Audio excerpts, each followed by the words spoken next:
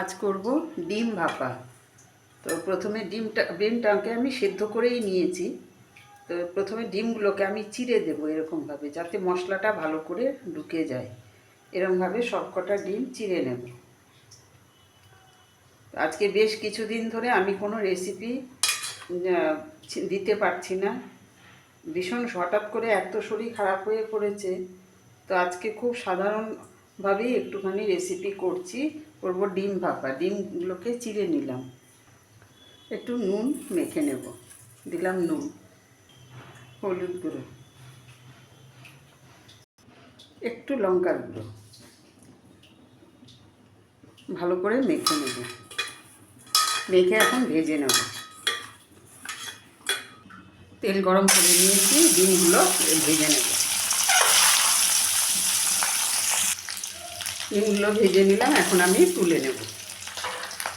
এই তেলের মধ্যেই দিয়ে দিলাম একটু পেঁয়াজ কুচি। পেঁয়াজটাকে একটু ভেজে নেব।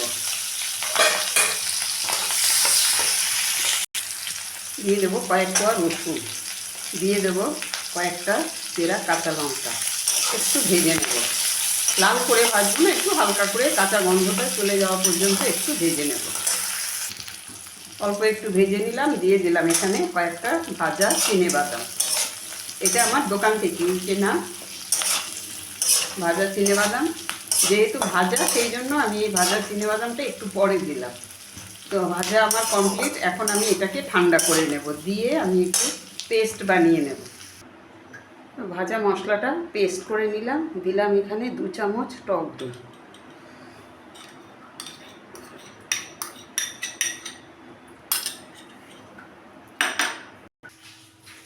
দিলাম দইয়ের বাটি ধুয়ে একটু জল।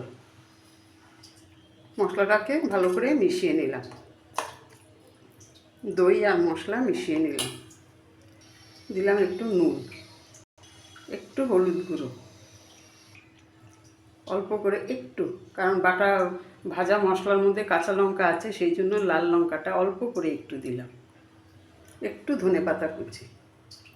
ভালো করে মশলাটা মিশিয়ে নেব। ভেজে রাখা ডিমটা দিয়ে দিলাম।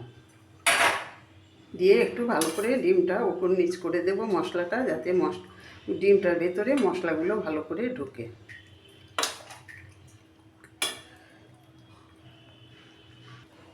দিলাম আরও অল্প করে একটু জল, একটু কাঁচা তেল ছড়িয়ে দিলাম। দিলাম 3টে চেরা কাঁচা লঙ্কা, দিয়ে আবারও একবার ভালো করে তেলটাও মিশিয়ে নিলাম। তো কৌটোর ঢাকনাটা বন্ধ করে দিলাম। তো আরেকটা পাত্রের মধ্যে জল বসিয়ে, একটা স্ট্যান্ড বসিয়ে আমি কৌটোটা বসিয়ে দিলাম। দিয়ে প্রথমে আমি হাই ফ্লেমে একটু হতে দেব, তারপরে এটাকে কমিয়ে দেব।